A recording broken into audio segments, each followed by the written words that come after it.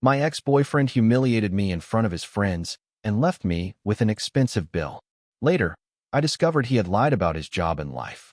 My boyfriend called me ugly in front of his friends and ditched me in a restaurant, leaving me to pay for our meal. As he walked away, he exclaimed, "A girl like you should be grateful I even dated you." I smiled and patiently waited. This morning, my phone exploded with 13 missed calls.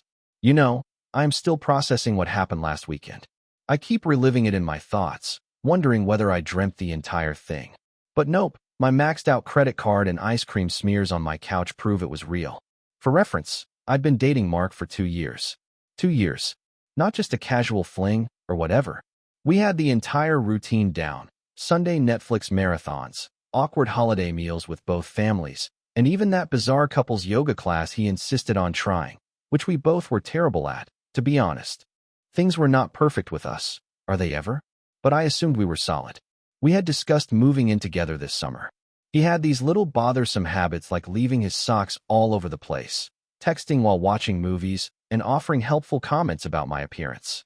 Things like, "That shirt makes your arms look bigger," etc. "Have you thought about trying a different hairstyle?" I always dismissed it as him being honest. Gee, past me was such an admirer.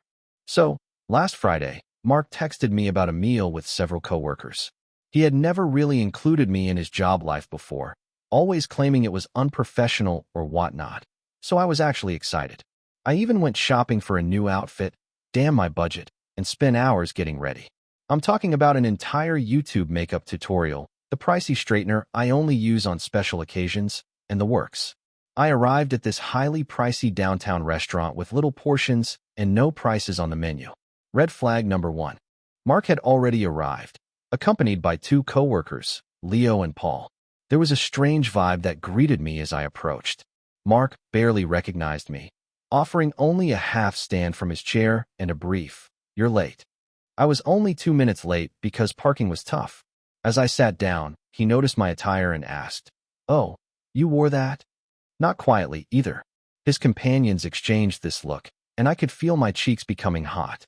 For the record, I was wearing a dark blue dress that I thought was attractive, nothing outrageous or inappropriate. I tried to shrug it off, saying, "Is there a dress code I missed?" But he just shrugged and said they'd already ordered appetizers. Cool. Mark spent the next hour chatting about work topics that I didn't comprehend while his friends nodded along. When I tried to join the conversation, Mark either spoke over me or explained why I was wrong about what I just stated. When I mentioned a customer at my store, Mark interrupted with, "She doesn't really get how things work in the real business world." He brushed me off as if retail isn't a genuine job. I have been a manager for 3 years. I sat there growing increasingly uncomfortable, wondering if Mark had always been this condescending and I simply didn't notice, or if he was playing it up for his friends. Either way, it wasn't a good look. Leo then asked how we met. I began relaying the story of how his coworker Chloe, my best friend, introduced us. Mark interrupted me mid-sentence and said, "Yes, Chloe felt horrible for her. I was doing a favor." Really? Then he laughed. "You guys, my stomach actually sank. That is not even close to how things happened. Chloe had warned me about Mark's ego before we met, but she assured me that he was a wonderful guy underneath. Spoiler, he wasn't. I excused myself to the bathroom, partly to avoid crying in front of them. I was in the stall texting Chloe like, "What is going on?" when I received a message that Mark had just tagged himself at this eatery on Instagram with a boys' night out. Like I wasn't even present. Chloe called me right away, but I sent her to voicemail because I didn't want the boys to hear me cry. I splashed some water on my face, touched up my makeup, and gave myself a sad little pep talk in the mirror about getting through dinner with dignity. When I returned to the table, everyone was laughing over something, but it immediately stopped when I sat down. Awesome. The server brought our main meals, and Mark started making comments about my food selection. I picked spaghetti, one of the less expensive selections, because I was already concerned about the bill amount. He kept saying things like, "Carb loading for a marathon," and "That's a bold choice for someone with your body type." Each comment felt like a small paper cut, and they built up quickly. At this point, I was barely eating, simply moving food around my plate and counting down the minutes until I could leave. Then Paul asked Mark about a presentation, and Mark went on to tell him how his employer loved his ideas and that he was now in charge of the entire project. Something clicked in my brain. Mark had been worried about this presentation the week before, claiming that his segment was only 5 minutes long and that he was frightened. Was he suddenly a star? It was as if he lived in an alternate reality where he was the main character. Then the bill arrived. The waiter placed it on the table, and Mark took it, looked at it for a moment, and then slid it across to me. I believed he was just showing me the sum. But then he said, "You know what? I don't think this is working. I will never forget this." I stared at him, waiting for the punchline. There wasn't one. "I've been trying to make this work, but I'm just not attracted to you anymore. I think we should break up." In the center of a restaurant? In front of his friends? After 2 years together, who does this? I was taken entirely by surprise. "Are you serious right now? This is how you want to do this?" He stood up, got his jacket, and said, "A girl like you should be grateful I even dated you this long. You're not exactly a prize." I still get a knot in my gut just thinking about it. Then he and his companions simply left. They all left together, laughing. I was left with a $347 charge for their dumb Wagyu appetizers and pricey beverages. The waiter approached with an expression of sadness that made everything 1,000 times worse. I paid the bill with my credit card, which I'm still paying off from Christmas. Great. And I managed to get to my car without completely falling apart. I called Chloe from the parking lot, crying so hard that she couldn't understand me at first. She arrived at my apartment with a pint of Ben & Jerry's and a bottle of wine, the actual MVP.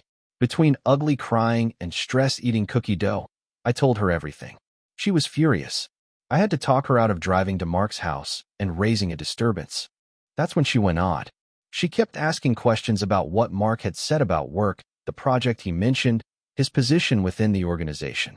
"Sabrina," she said, "I don't know how to tell you this, but Mark isn't who he says he is at work. Mark isn't a hotshot marketing guy going to get promoted. He works as an assistant making coffee runs and scheduling meetings. All the business trips? Complete fabrications. What about the major presentation? He was only preparing the slides for the actual team. What about the fancy title on his LinkedIn? Complete fiction." I felt like an idiot. For 2 years, he had been lying about almost everything, and I never questioned it. What else had he lied about? That night, after Chloe had left, I went into full investigative mode. I went back over our text messages, photos, everything. There were so many contradictions that I had missed. Comments regarding money that did not add up. Times he had to work late, although his location indicated that he was across town. I could not sleep. I kept revisiting that moment in the restaurant. How small he made me feel. How ashamed I felt. I received a text message from an unknown number about 3 a.m. "Hey, it's Sam from Mark's office. Chloe gave me your number. There's some stuff you should know." That's when things became really intriguing. First update. First and foremost, I want to express my gratitude to everyone who left positive comments on my previous post. I cried while reading several of them, in a good way. Many of you requested an update. So here's what happened next in this totally insane incident. After learning from Sam, who works with Mark, that my partner of 2 years had been living in a dream world of his own making, I spent the following few days in a terrible post-breakup fog. You know the one. You alternate between bawling into a pint of ice cream and furiously scrolling through old images, wondering if any of it was genuine. My apartment resembled a catastrophe zone. The dishes piled up. Laundry was everywhere. Approximately 7 empty takeout containers sat around because cooking seemed too difficult. The hardest part was that I kept thinking of humorous things to text Mark, only to remember what had happened. And it felt like getting discarded all over again. My mind was practically trapped in a loop of, did that really happen? How didn't I see this coming? I'd also avoided social media since I knew Mark's posts would be irritating. But on Wednesday morning, I surrendered and checked Instagram. Sure enough, Mark was there with a gym selfie, captioned, "Level up. Know your worth." The arrogance. I almost flung my phone across the room. Chloe came over that evening with takeout and discovered me wrapped in my comforter like a melancholy burrito. She's been fantastic throughout this whole affair, making sure I eat actual food, listening to me whine about the same things again and over, and never saying, "I told you so," despite her misgivings about Mark from the start. While we were dining, Chloe showed me her texts with Sam. Apparently, they had been talking a lot. He had tea to spill. According to Sam, Mark had been telling everyone at work that he dumped me because I was needy and always discussed marriage. What? I didn't create the Pinterest board titled Future Home Ideas. Yes, Mark actually owned one of these. He claimed it was research for a job assignment. Then Sam dropped the real bomb. Mark wasn't simply lying about his job title. He was currently on probation for taking credit for other people's work, and he might be dismissed shortly. All those late nights spent working? He was hurriedly trying to correct errors before anyone noticed. Business trips? Complete fiction. I was still processing everything when my phone rang. It was Helen, Mark's mother. I almost didn't respond. Awkward, but I decided to be mature about it. Helen has always been quite nice to me. She remembers my birthday and asks me questions about my life. She sounded anxious and inquired whether everything was fine between me and Mark. Apparently, he informed his family that we had a minor altercation, but everything was great. A small fight? The man publicly humiliated me, deserted me in front of his buddies, and left me with a large debt. I attempted to be vague, claiming we were taking some space because I didn't want to place her in the middle. Then she brought up Mark's birthday dinner on Saturday and how the entire family was looking forward to seeing me there. You guys, I almost choked on my ramen. Mark informed his family we were still together and that I planned to attend his birthday dinner. The supper was held at his parents' place, and apparently, he informed them that we had major news to share. After hanging up, I sat there stunned as Chloe looked at me as if I had grown a second head. She questioned whether he was insane or a pathological liar. Honestly, I wondered the same thing. That's when we devised the plan. I was not going to just ignore his family. They had always been friendly to me, and they deserved to know Mark's true character. But I wasn't going to make a scene or be vengeful. I would simply attend the meal as invited and let the facts unfold spontaneously. Sam and I met for coffee the next day. We had only met through Mark, so it was rather weird, but he turned out to be pretty nice. He validated everything and provided additional information about Mark's work situation. The team Mark claimed to lead? Actually, it's just him and 2 interns. What about the major presentation he oversaw last month? He was only managing the slideshow while his boss spoke. Sam appeared genuinely concerned on my behalf, claiming that Mark's stories about me had always felt odd. Mark apparently came to work saying that I was high maintenance, despite the fact that I was paying for the majority of our dates at the end because Mark stated he was between paychecks. I noticed he had poor money management skills. Midway during our chat, Sam received a text from their boss asking if he could come in on Saturday evening to assist with an emergency project. Sam was disappointed since he had plans. But then I got an idea. What if Sam needed to drop off something at Mark's parents' house during his birthday dinner? The timing would be ideal. As we were working out the specifics, my phone rang with a text from Mark, the first since the restaurant incident. It simply said, "We need to talk about what happened." I might have overreacted. Might have. I showed Sam, and he almost spit out his coffee. Overreacted is when you get annoyed about someone being late, he told me. Not when you publicly humiliate your girlfriend of 2 years and stick her with a $300 bill. I did not respond. Let him sweat. The following 2 days were a whirlwind of preparation. I was not going to this meal unprepared. I went over previous texts and discovered all the lies. Dates that he claimed to be at work, conferences that did not exist. Sam verified that the stories about coworkers were all fake. Mark posted images of himself from work events that were actually downloaded off the company website. Chloe came over on Friday night to assist me choose an outfit. I'm not going to lie. Part of me wanted to show up looking fantastic simply to spite him. But we thought that the ideal way was to look attractive without appearing to try too hard. We chose a plain black outfit that Mark previously claimed made me seem average, which I now realize was his strange negging attempt because I always received compliments when I wore it. I barely slept Friday night. What if this backfired? What if his family supported him? What if I froze and couldn't go ahead with it? By Saturday, I'd eaten my nails down to nothing and mentally run through around 17 situations. Around midday, Mark texted again. "Looking forward to seeing you tonight. We're something nice. My parents are excited." I did not respond to that either. Allow him to think what he wants. I spent the afternoon getting ready, feeling a strange mix of anxiety and anticipation. Chloe helped me with my hair and gave me a pep talk when I started to lose confidence. At 5:30, I got into my car and drove to his parents' house. I had to pull over once because my hands were too shaky to drive securely. I sat for a minute doing breathing exercises from a meditation app one got months ago but never used. What was I doing? Was this crazy? Maybe I should just block Mark on everything and live my life normally. But then I remembered him sitting there at his birthday dinner, undoubtedly telling everyone a fabricated version of our relationship, perhaps even making himself the victim. My determination hardened. I arrived at his parents' house around 6:15, fashionably late, which I knew would irritate Mark. Several automobiles were already parked in the driveway. It appeared that the entire family was present. I checked my cosmetics in the rearview mirror, took one final deep breath, and headed to the door. Mark's father opened it with a bright smile and a hug, leading me inside. The home smelled like Helen's delicious pot roast. I experienced a brief moment of sadness. I really liked Mark's family, and this would probably be the final time I saw them. I rounded the corner and entered the living room. Mark was there, drink in hand. He was in the middle of laughing at something his cousin had said. He froze when he saw me. He clearly did not expect me to show up, despite what he told his family. The look on his face was priceless, to be honest. Panic flared across his features for a brief moment before he calmed down and approached. With a phony smile, he hugged me tightly and murmured, "You actually came. We need to talk privately." I simply smiled and said loud enough for all to hear, "I wouldn't miss your birthday for anything, especially since you've been telling everyone we had big news to share." His face lost its color. Helen clasped her hands happily and asked if this was what she expected. Mark's sister sent me a knowing look. His father started joking about finally having grandchildren. Mark held my elbow too tightly and attempted to steer me down the corridor, but his mother called out that dinner was ready and that everyone should sit down.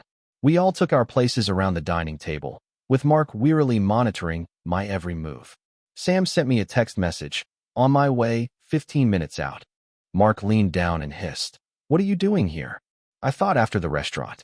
I simply smiled nicely and said loud enough for anyone nearby to hear, "Oh, I wouldn't miss the chance to tell your family about what happened at that restaurant, Mark.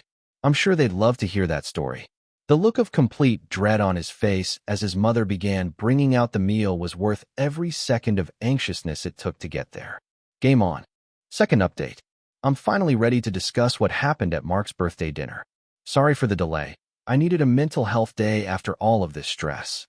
Additionally, my Wi-Fi has been acting up because my neighbor grabbed my password and presumably downloaded the entire internet. Where did we leave off?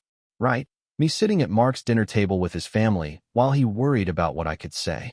So, there I was, surrounded by Mark's folks, his parents Helen and Robert, his sister Megan, his grandmother, and two relatives whose names I constantly mix up.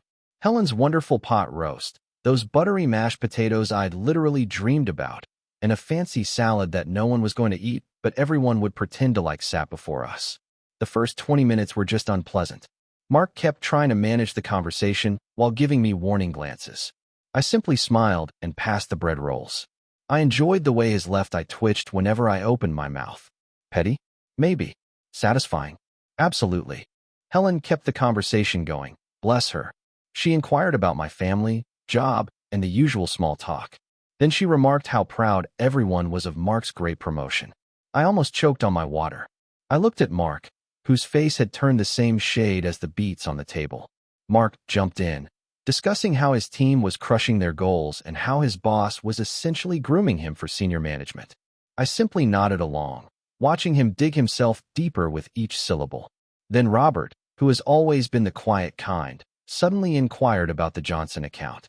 Mark had apparently been informing his father about a large deal he was supposedly leading.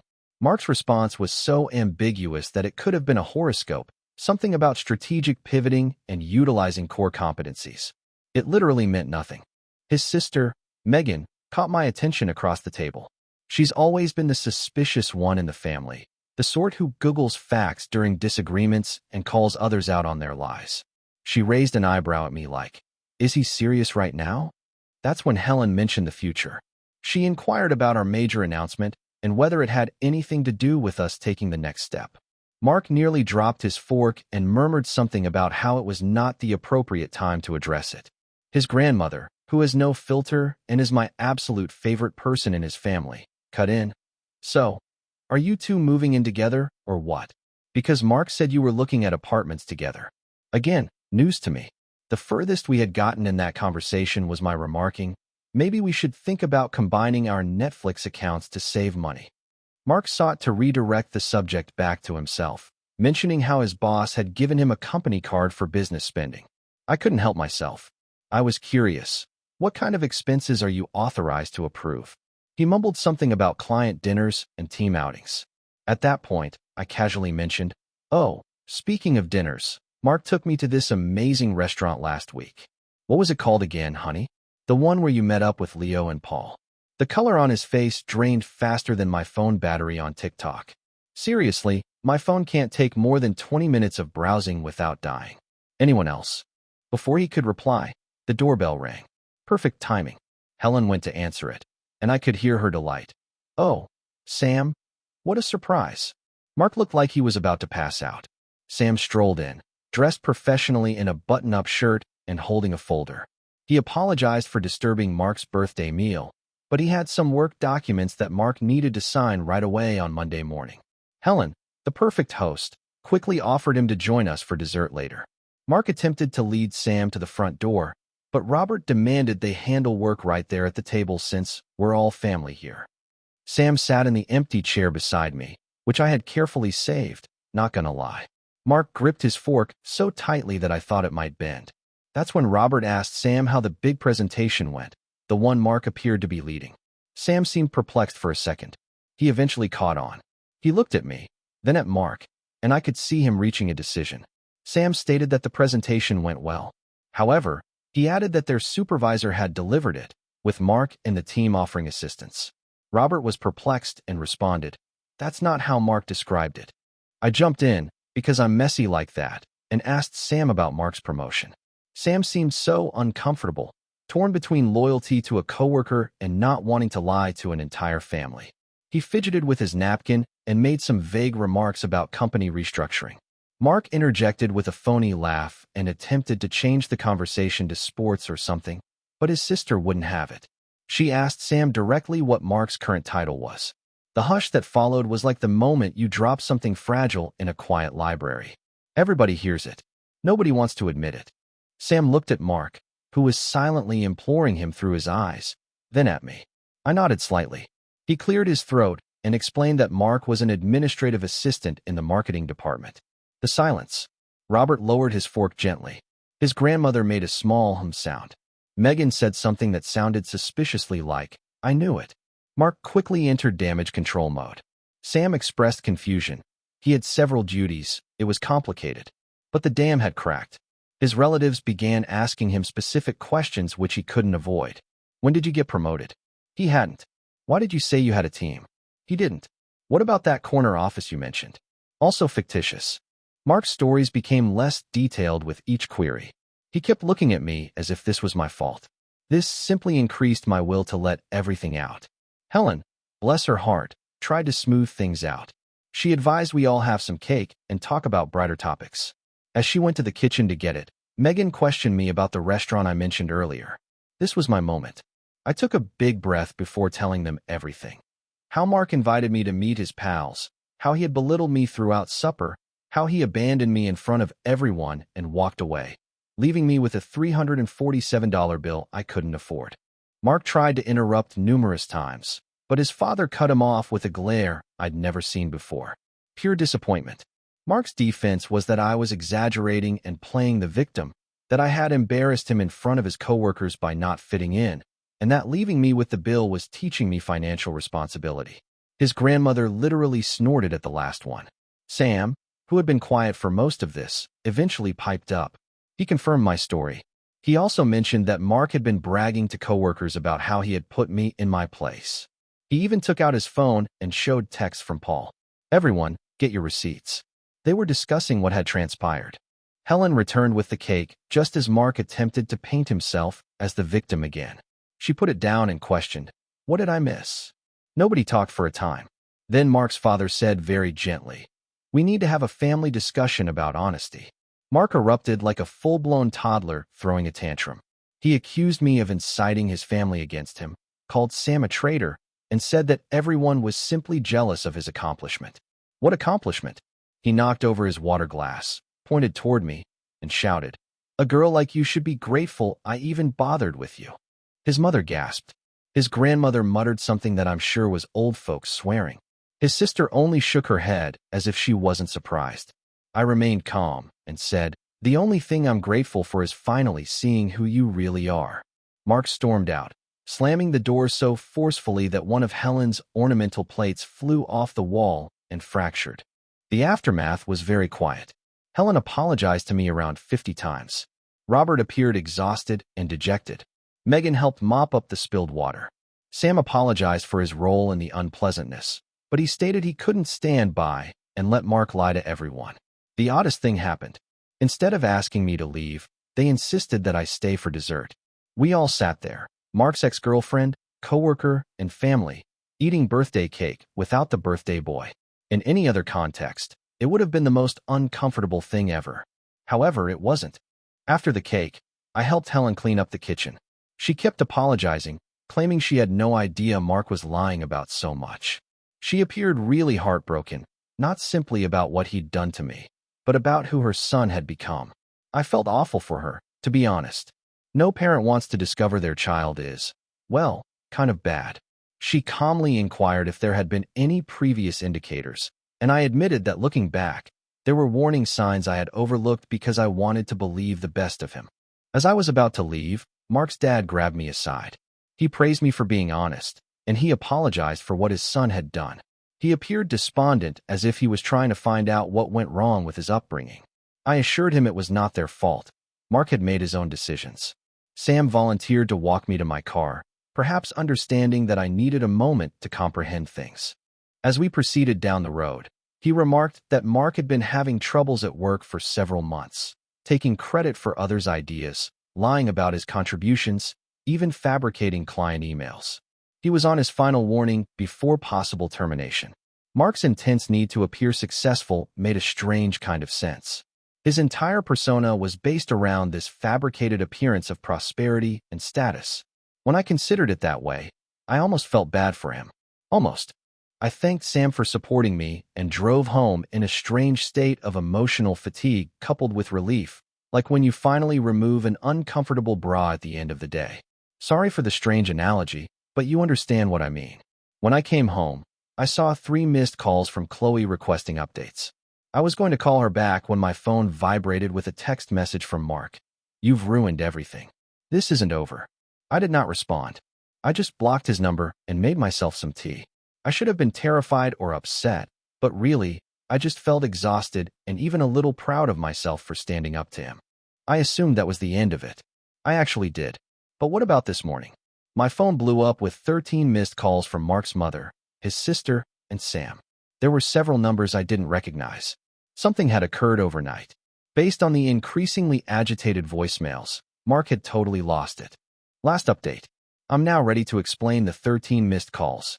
Thank you for your patience as I processed all that happened. I apologize for the delay. My laptop chose to perform an unexpected 4-hour update precisely when I sat down to write this. So where were we? Right. I awoke on Sunday morning after the birthday dinner debacle to discover my phone flooded with calls from Mark's family and Sam. At first, I believed someone had died or something. My stomach dropped as I scrolled through the notifications. Helen, 5 missed calls. Megan, 3 missed calls. Sam, 2 missed calls. 3 numbers I didn't recognize. I called Helen back first. She seemed the most concerned based on her voicemails, which were simply variations of, "Sabrina, please call me as soon as you can." She answered on the first ring, sounding weary. Mark reportedly stormed out of the birthday meal and had a wild night. He arrived at his ex-girlfriend's residence at 2 a.m., drunk and raving about how I had ruined his life. The ex, who I didn't even know existed, was understandably frightened and contacted Megan, who had to go get him. But that was not all. Mark had also spent the night sending bizarre messages to almost everyone we knew. He texted Sam and threatened to ruin him at work. LOL. Good luck doing that when you're about to be fired. He wrote a long, meandering update on Facebook about being surrounded by snakes and how people would regret betraying him. Most concerningly, he sent my address as a private message to his friend Paul, threatening to make me pay for humiliating him. Paul, who evidently has some moral compass left, immediately called Helen and forwarded the message. That is why she was so desperate to contact me. I was sitting on my couch in my ratty old jammies, hair still in yesterday's sloppy bun, trying to comprehend all of this information while Helen apologized about 50 times for her son's actions. I should have been afraid, I suppose. But really, I just felt exhausted, like when your phone has been stuck at 1% battery for several hours and you're just waiting for it to die, so you may charge it and proceed. Tina insisted on coming over to make sure I was fine, which was extremely sweet, but it also caused me to stress tidy my apartment. Nothing pushes you to clean up like knowing someone's mother is about to see your living environment, am I right? I was practically flinging dirty stuff into my closet and cleaning hardened toothpaste off the bathroom sink. My doorbell rang, but it wasn't only Helen. Megan was also with her. They brought coffee and some small pastries from the bakery near their house, which, to be honest, is probably what I missed the most about being with Mark. We sat at my modest kitchen table with the unsteady leg that I've been meaning to mend for months, and they told me more about Mark's history. According to Megan, Mark has previously lied about his life.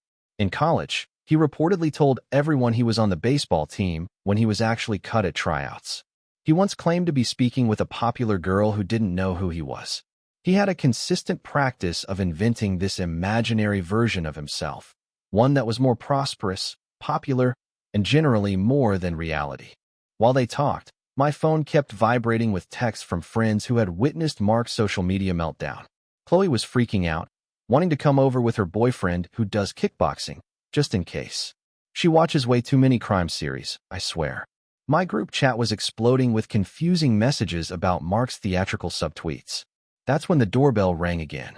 I literally froze, wondering if it was Mark. Megan peered through the peephole and took a deep breath. It was Sam. Mark had apparently been blowing up his phone all morning, too.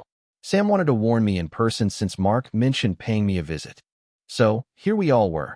Me, Mark's mother, his sister, his coworker, sitting in my living room on a Sunday morning trying to figure out what to do about this man-child's tantrum because he got caught in his lies.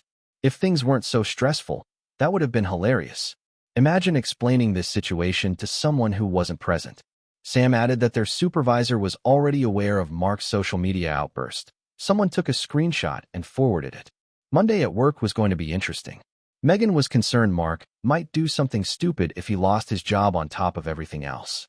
That's when the doorbell rang again. This time, it was the building manager looking quite awkward. Mark had apparently been downstairs causing a scene in the lobby, demanding to be let up to my flat. The manager had refused, bless him, and threatened to call the cops.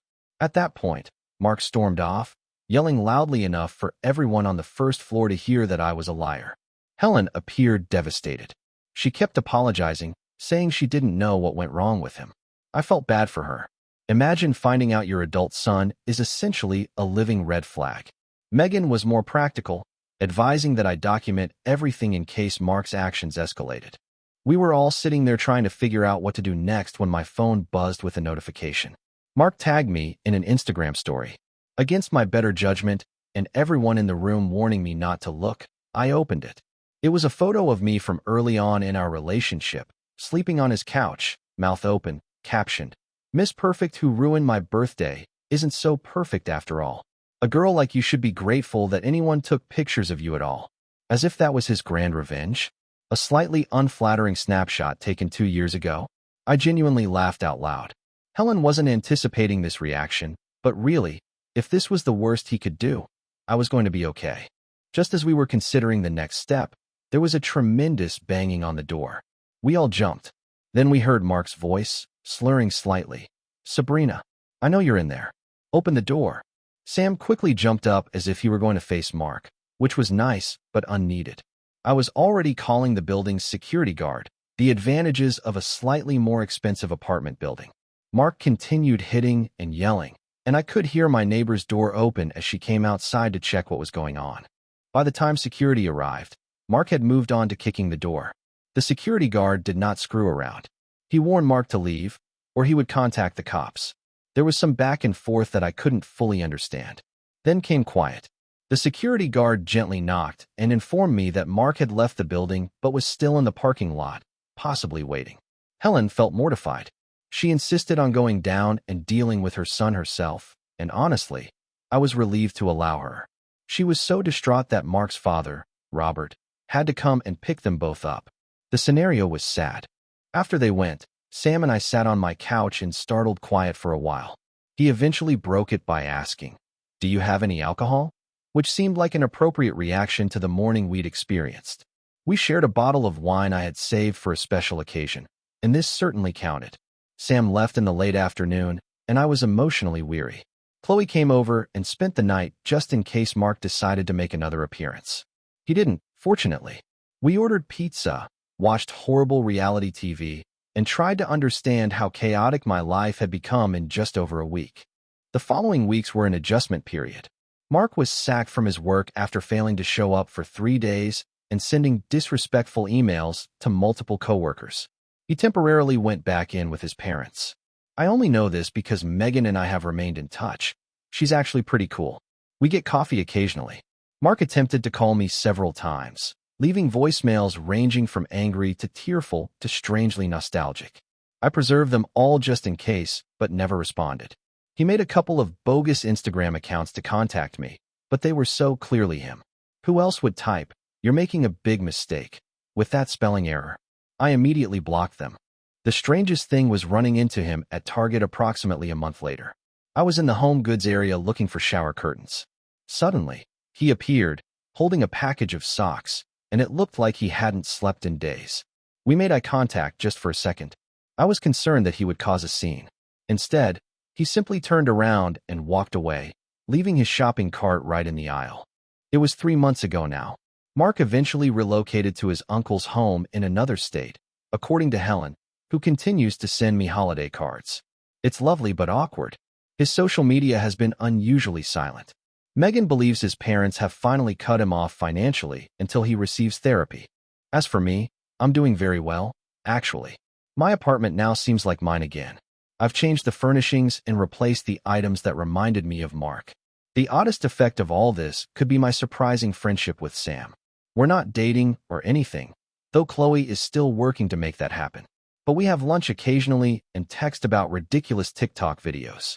It's good having someone who witnessed the entire Mark saga and knows why I'm currently harboring trust issues the size of Texas. Looking back on everything, I'm not angry anymore. Well, not just angry. I'm also weirdly grateful. Not for dating Mark, certainly not that, but grateful to discover who he truly was before things progressed further. Imagine if I had moved in with him. Shudder. Thank you for watching. If you haven't subscribed yet, please do so and hit the notification bell to stay updated with more shocking real-life stories happening around the world.